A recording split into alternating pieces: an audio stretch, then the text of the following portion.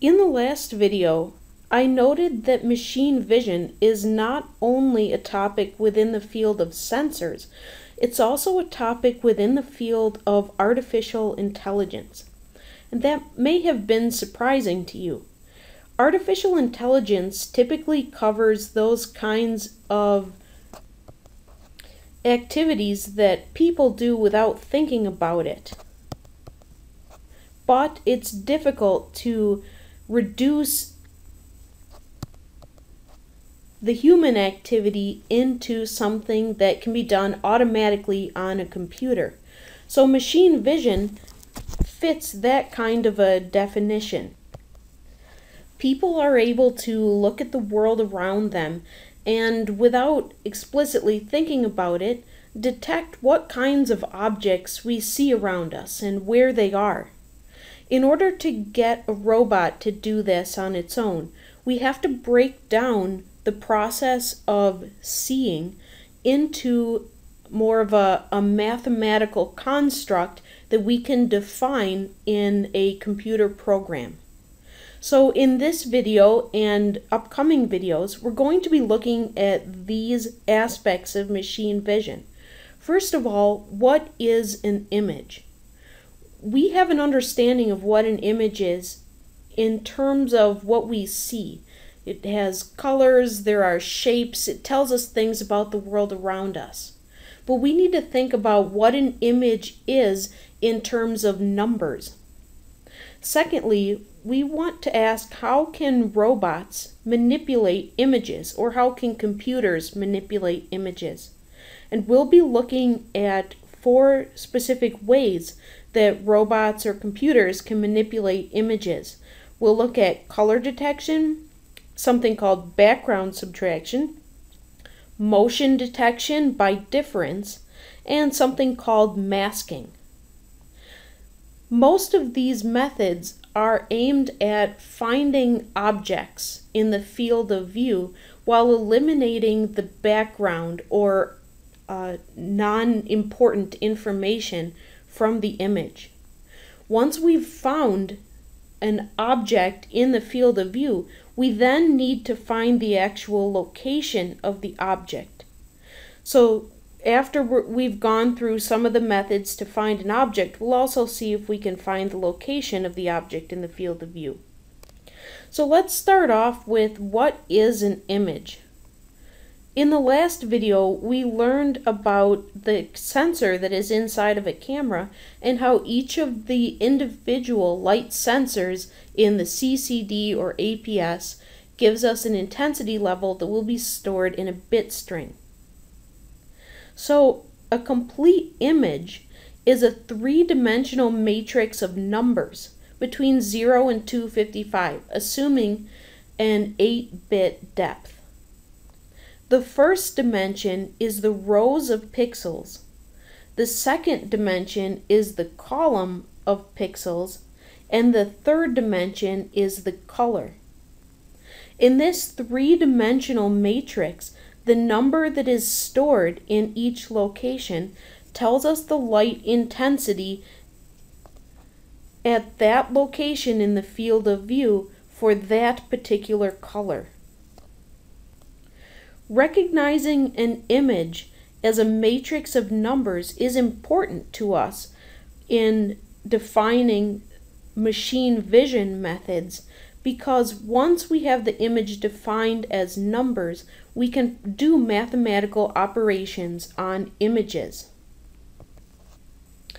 In fact, we can manipulate an image in all of the different ways that we can manipulate numbers. We can add images together or add a constant value onto an image. The same thing with subtraction. We can multiply images together or divide them, or we can multiply images or individual pixels by another number. The first operation we might want to apply to this matrix of numbers is an operation to reduce the number of numbers that we have, or the number of bits that we have in our image. Remember that our goal is to get rid of information that is not useful to us while keeping the information that is useful.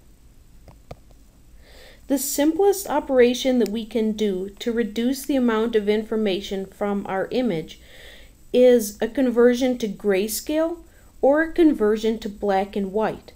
I've shown here some images that I've taken and done the conversions both to grayscale and to black and white. Here's the color image that I've captured, and then I've converted that image to a grayscale image over here. There are a number of different ways that we can make this conversion from color to grayscale. One approach, the most common approach perhaps, is to convert to grayscale using the same kind of an equation that we think our brains use to convert from color to grayscale. In other words, to use the equation that results in a grayscale image that to a person ends up looking most like the original color image. The way that we do this is we take some constant value, which I'll represent here as A, and we multiply that constant value by the matrix that comes from the red image that the sensor has captured.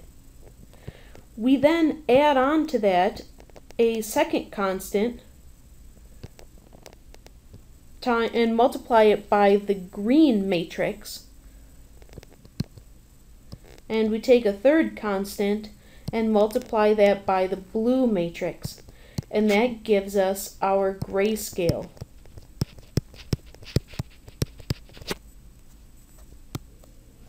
Now remember that this R, G, and B values that I've put here, they are all two-dimensional matrices. Each of these matrices consists of a number of rows and a number of columns that corresponds to the resolution of the image. The grayscale output, likewise, is a two-dimensional matrix of numbers with the same resolution. So this operation reduces the amount of data that we have by 3. Instead of having 3 individual matrices, we now have only one matrix. So how do we choose these values A, B, and C? First of all, we know that A, B, and C all have to be less than 1. And we also know that A plus B plus C have to equal 1.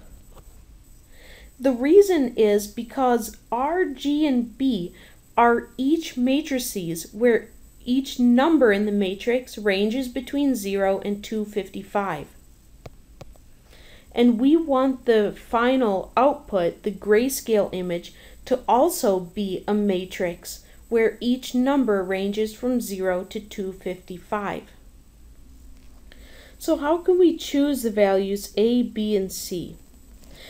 If we want the grayscale image to, as closely as possible, look to human eyes the way that the color image looks, we will set the values of A, B, and C like this,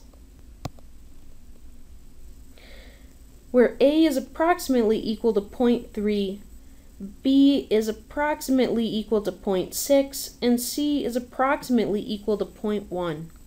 These might seem like very specific and random numbers, but they were obtained by testing to see how human eyes see grayscale and color.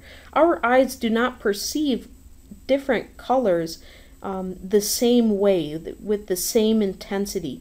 And so A, B, and C have to be different values in order to end up with the grayscale looking like the color image did to our eyes.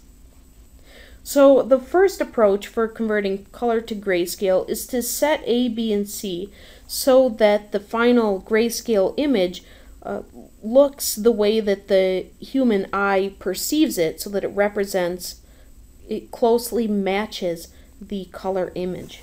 But that's not the only way we could do this conversion.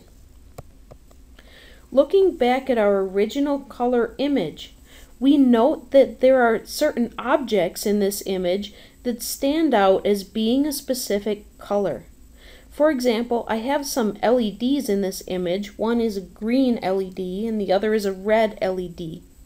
I also have this group of wires that are red on a white background. We could do our color to grayscale conversion so that we would pick up one particular color to the exclusion of the others. For example, let's suppose that we want to pick up a red image amongst a background that is not red. I'll list that as option number 2. If we want to pick up an object of a specific color, we can set our constants A, B, and C in this equation that I showed in option number 1, so that we heavily focus on one color to the exclusion of the others. For example, we could set A to be equal to 1, and B to be equal to 0, and C to be equal to 0, in order to heavily pick up the red color.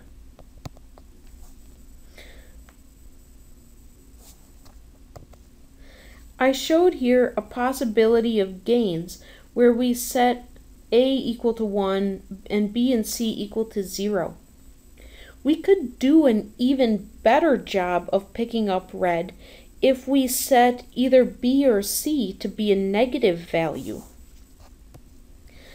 In each of our color images, the color that the image is detecting shows up as white in that specific image, but also the color white shows up as white in the image. In other words, when we look at just the red image, we would see that red colors show up as being white or very bright, but also white shows up as being light or bright. The other two colors, green and blue, would show up dark, but also the color black would show up dark. If we want to pick up just red and not pick up white also, we could set either B or C to be a negative value, so that when we calculate the grayscale equation, we would end up subtracting off the white colors from the green or blue image to leave us with just the red colors that we are looking for. In the next video, I'm going to show you an example of the numbers that you would see in different images, and we'll look at how these mathematical operations for converting to grayscale can work for picking up values or specific colors that we are looking for in